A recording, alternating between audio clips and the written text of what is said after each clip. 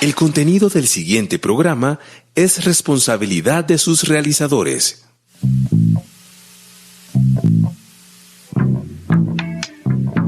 Pasa la voz, programa radial del CEPAS, Centro de Educación para la Paz, la Memoria y los Derechos Humanos, donde convergen distintas voces y experiencias para hablar sobre el papel de la educación y la pedagogía en la construcción de paz. Pasa la voz.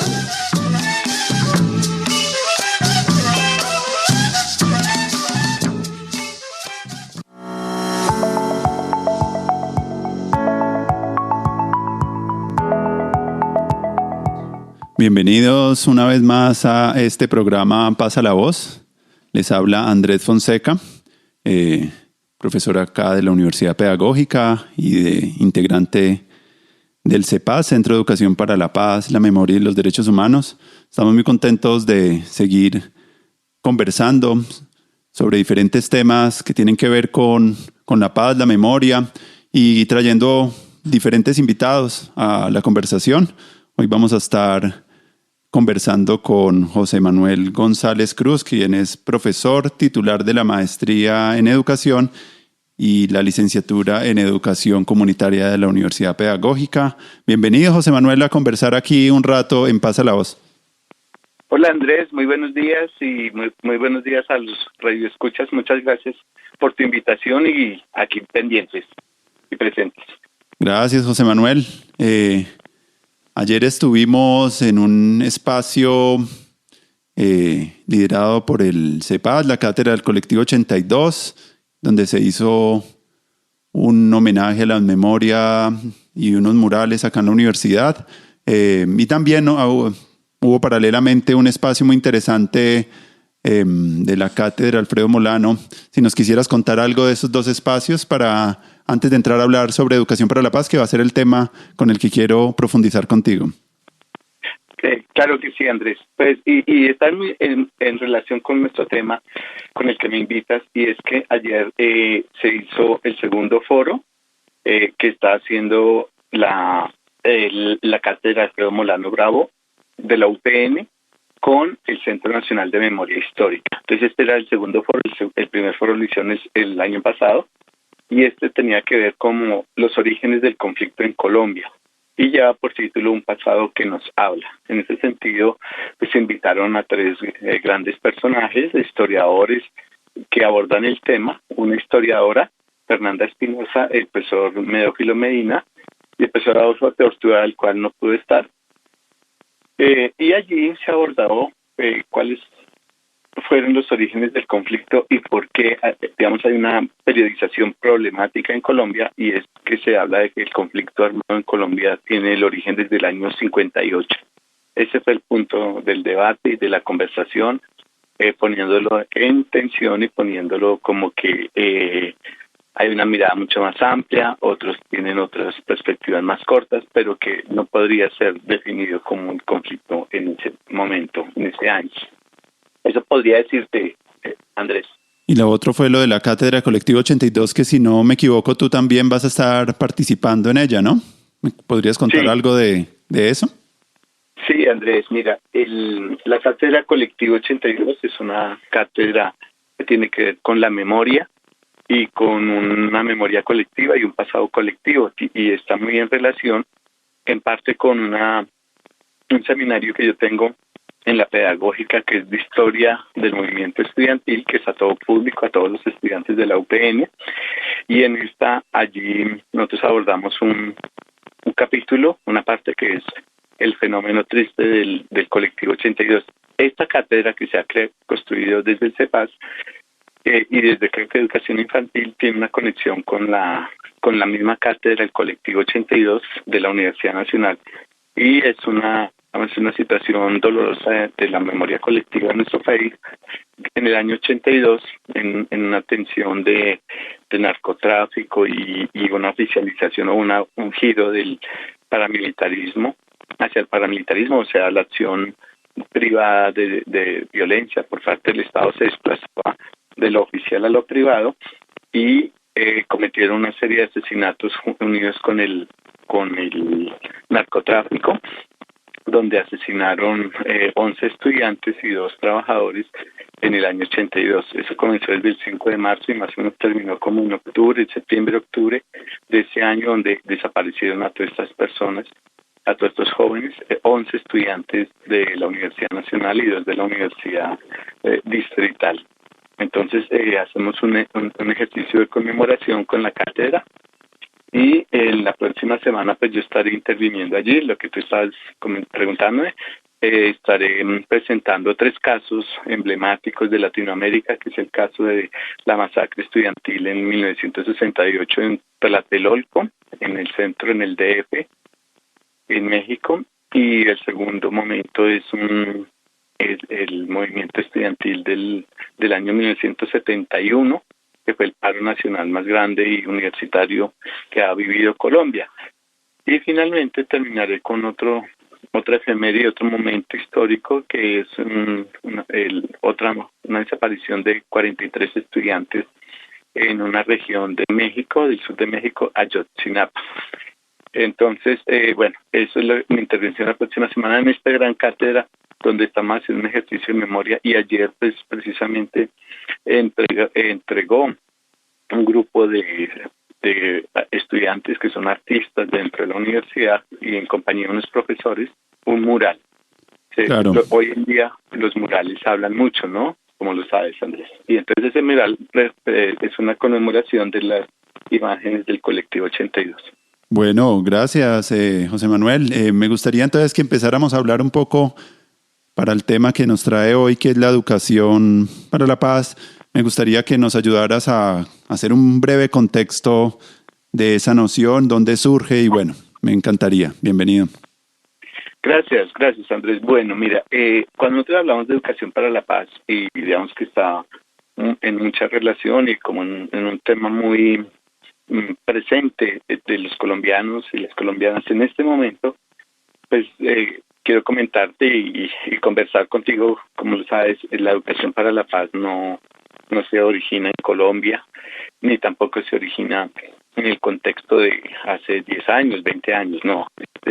La educación para la paz tiene un origen en Europa, y tiene un origen en Europa en la década del 20 al 30, 1920-1930, y está en relación con el fin de la Primera Guerra Mundial. Entonces, en ese momento hay una necesidad de evitar que haya otra confrontación como la que hubo, que fue muy violenta, muy dolorosa y con mucha herida social y física en las personas en Europa por los resultados de esa forma y la forma tan cruenta que se desarrolló.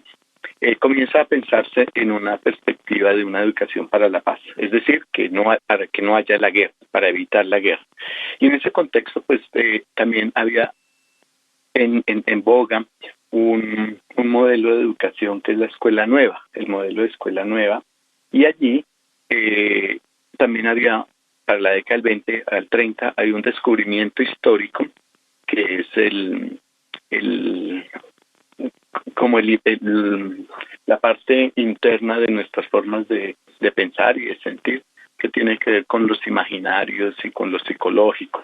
Entonces, en ese contexto de la década del 20 y el 30, la educación para la paz tuvo una perspectiva psicologicista, pero en un marco de escuela nueva. Es como una propuesta de la educación liberal, donde el joven, la persona, el estudiante tiene mucha actividad, ¿no? Y él mismo como que va construyendo, va tomando un liderazgo.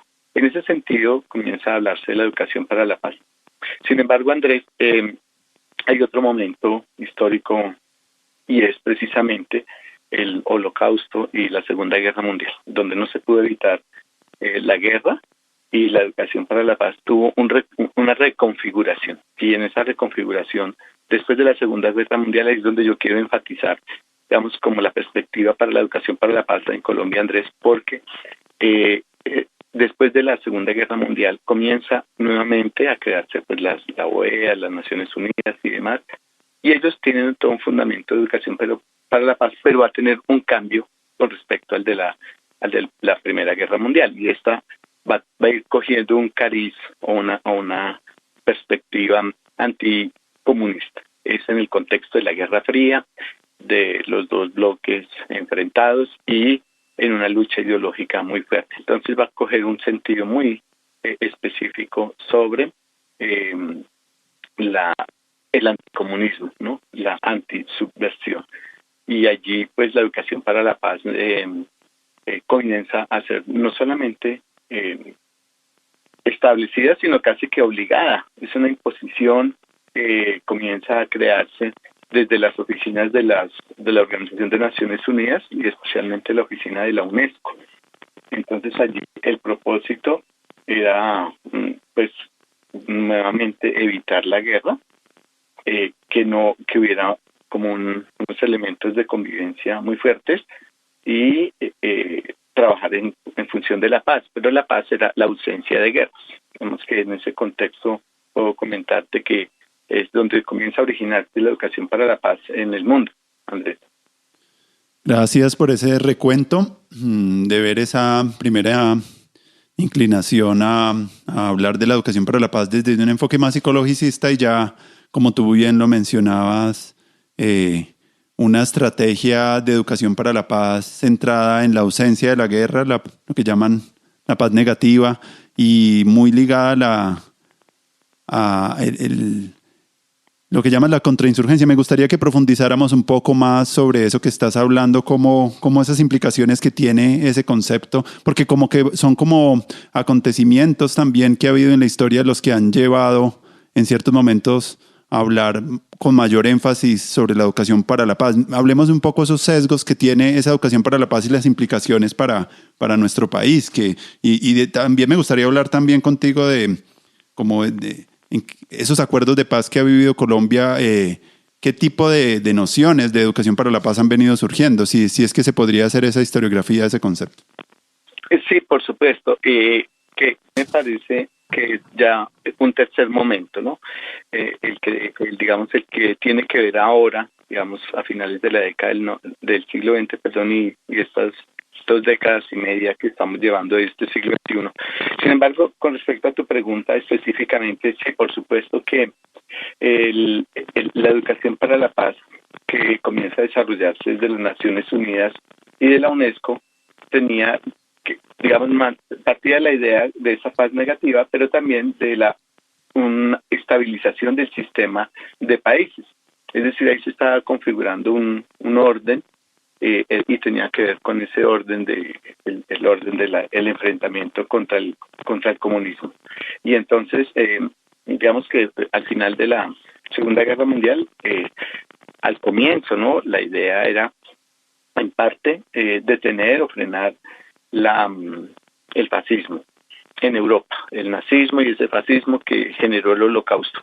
Pero después eso fue mutando, fue girando, y especialmente con la fuerza que tuvo el mundo soviético, o sea, esta organización de países de la Unión de Repúblicas Socialistas Soviéticas, y comienzan a tener, digamos, un desarrollo económico muy fuerte, porque el desarrollo económico venía impulsado desde un desarrollo también muy fuerte e industrial, y ese industrial fue un avance que dio el mundo soviético de un proceso educativo también, digamos, fuerte. Y en ese sentido,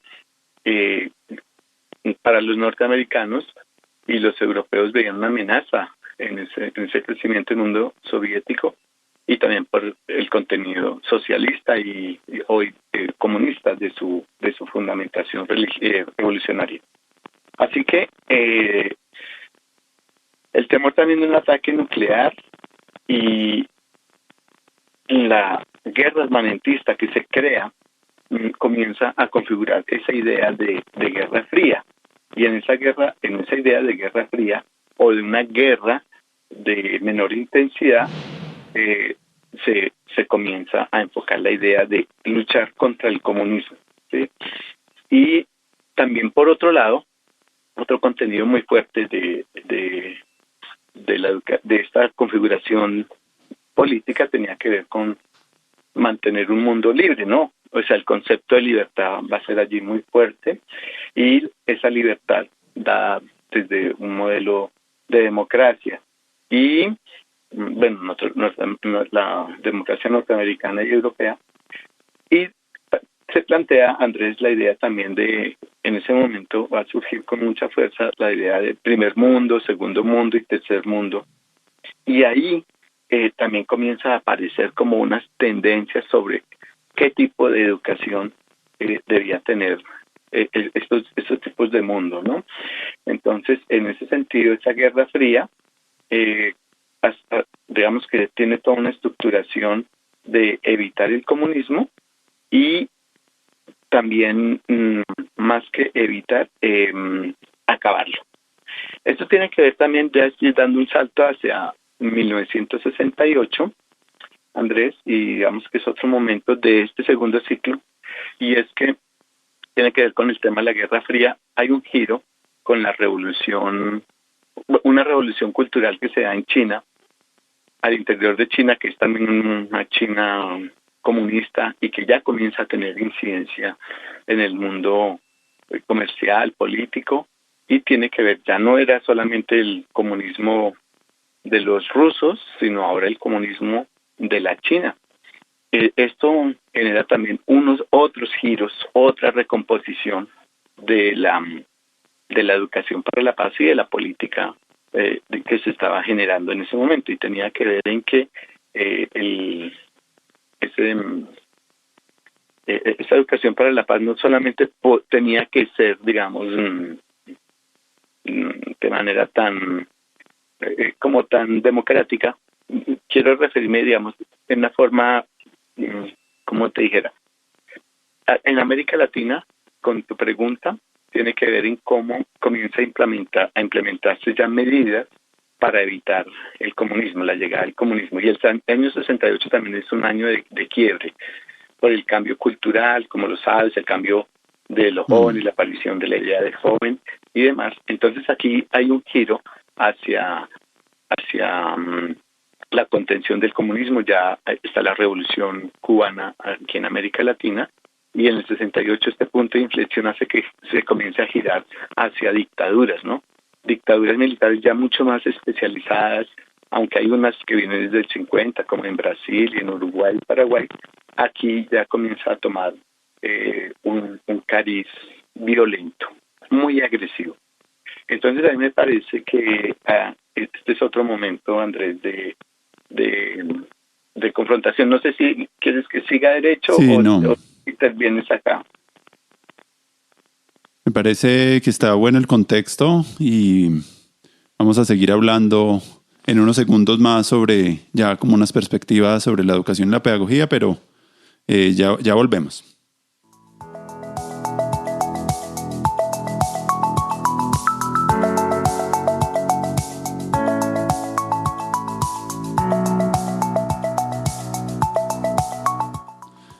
Pues me parece sorprendente que un discurso de la Guerra Fría aún todavía tenga tanto peso en la actualidad y se siga manteniendo ese discurso contra el comunismo. Y también pues, me llamaba mucho la atención cuando yo estudiaba en la Universidad Nacional, era muy poco también de las perspectivas críticas sobre un cierto comunismo que hubo. Por ejemplo, los trabajos de Solzhenitsyn sobre el archipiélago Gulag, y como que todas esas cosas como se resultaron también tergiversando para volverse campos de concentración. Cosas que se nombraban como tan buenas pueden también encarnar también su propia maldad, y siempre me ha llamado mucho la atención esos virajes que pueden tener las propuestas alternativas. Eso por un lado, y por el otro lado pues sí me gustaría, ya que estamos acá en la Universidad Pedagógica contigo, poder hablar ya en un contexto más preciso de la educación, en los contextos educativos formales y informales, ¿qué perspectivas de pronto son como las más pertinentes para ti para trabajar hoy en día la educación para la paz? ¿Cuál sería como un contexto mucho más rico y robustecido de ese concepto que alimente más la formación de las presentes generaciones? Pues Andrés, mira, particularmente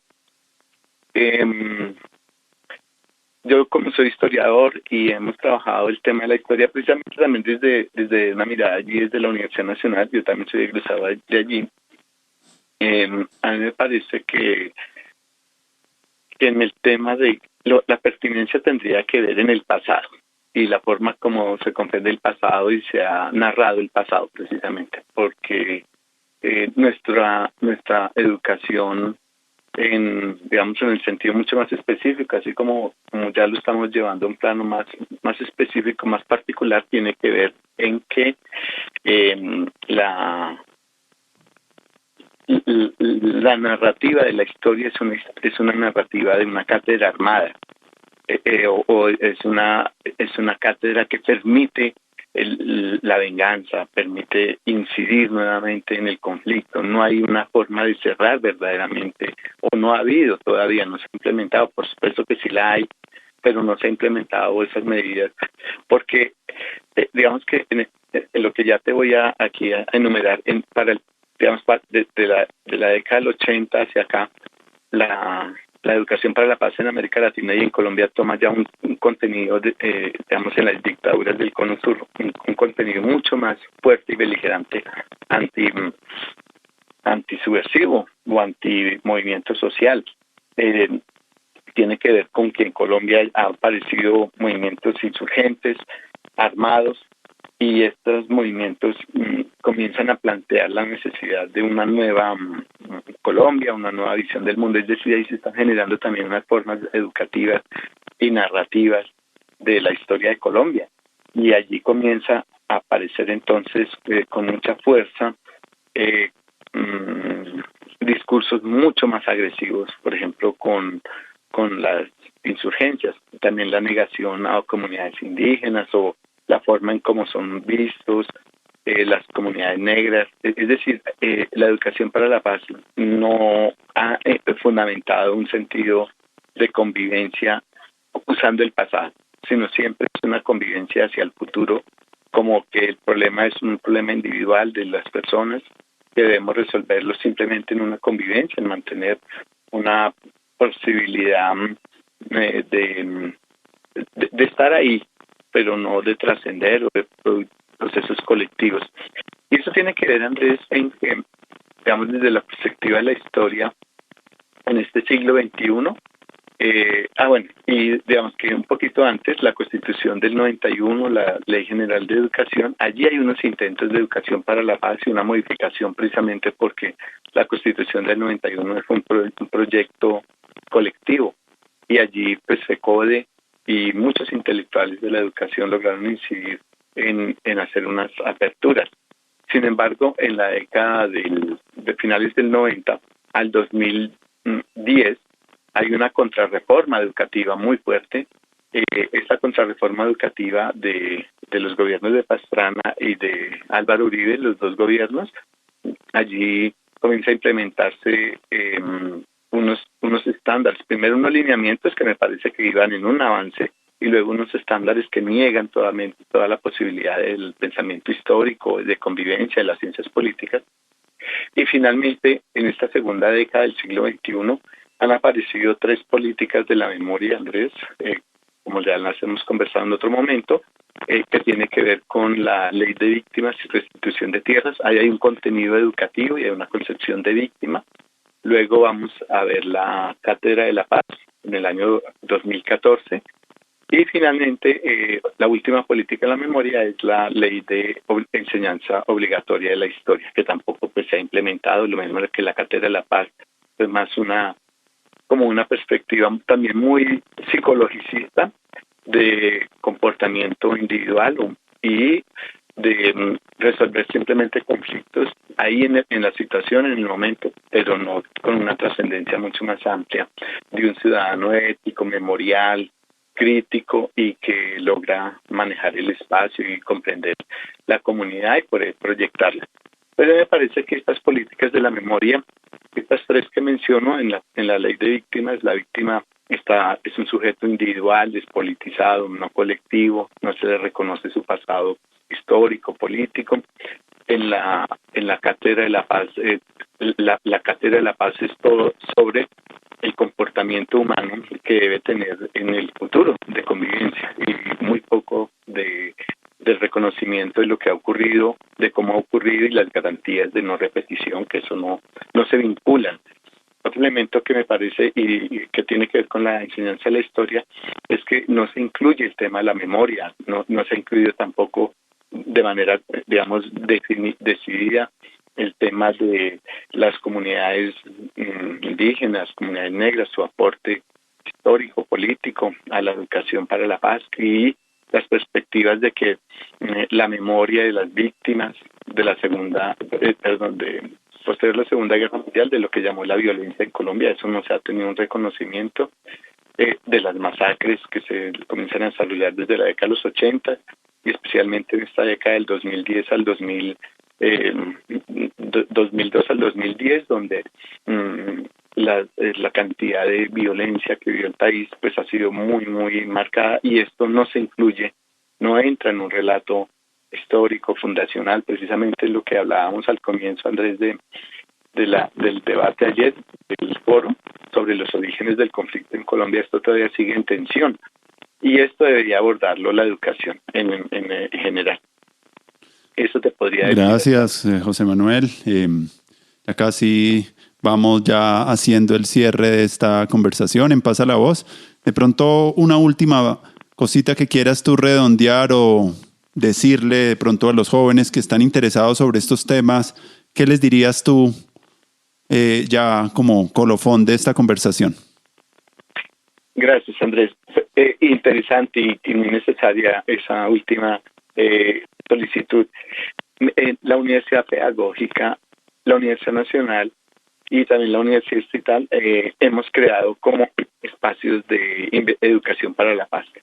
Y yo recomiendo estas tres universidades públicas, pues porque allí todavía el pensamiento crítico lo mantenemos, lo logramos desarrollar, y allí hemos hecho mucho trabajo. Hoy en día estamos, digamos que muy vinculados al tema de la memoria, como lo mencionábamos, de los eventos que estamos realizando en la universidad, y la historia, digamos desde mi perspectiva, pero también una sociología, unas ciencias sociales, una economía, unas ciencias políticas de manera crítica. Entonces, yo creo que hay un enfoque histórico que es muy importante y que podríamos acercarnos para comprender esto, que tiene que ver con la historia reciente, pero también los debates sobre memoria, la persistencia de la memoria. Hay también algunas publicaciones que se han hecho sobre la Cátedra para la Paz y bueno, tiene que también ver como en lo que nos ha ocurrido recientemente, ¿no? Tiene que ver en la comprensión, por ejemplo, de el levantamiento social y popular desde el año 2019 al año 2021, que fue un momento de rebeldía muy fuerte en Colombia y transformó a Colombia. Ya hay muchas publicaciones que se han realizado sobre estos temas y bueno, nosotros también tenemos en la maestría de educación una línea ahí donde hemos desarrollado, digamos, investigaciones sobre lo que vemos ya una educación para la paz en el momento actual o de esta última década, etcétera. Entonces, ahí sería la recomendación. Muchas gracias, José Manuel. Nos despedimos entonces y te agradezco mucho por tu conocimiento histórico y todos los elementos que nos propones. Y agradecemos a toda la audiencia y de la Pedagógica Radio que hace posible este programa. Mario Enríquez en el Control Master, en la producción sonora Yolanda Barrantes y Diana Torres, las comunicaciones Laura Chávez y en la dirección Alejandro Sepúlveda.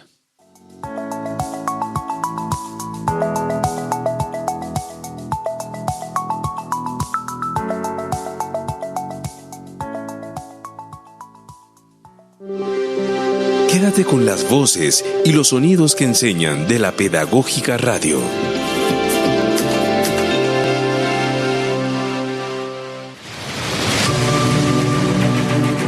Universidad Pedagógica Nacional. 70 años siendo la educadora de educadores.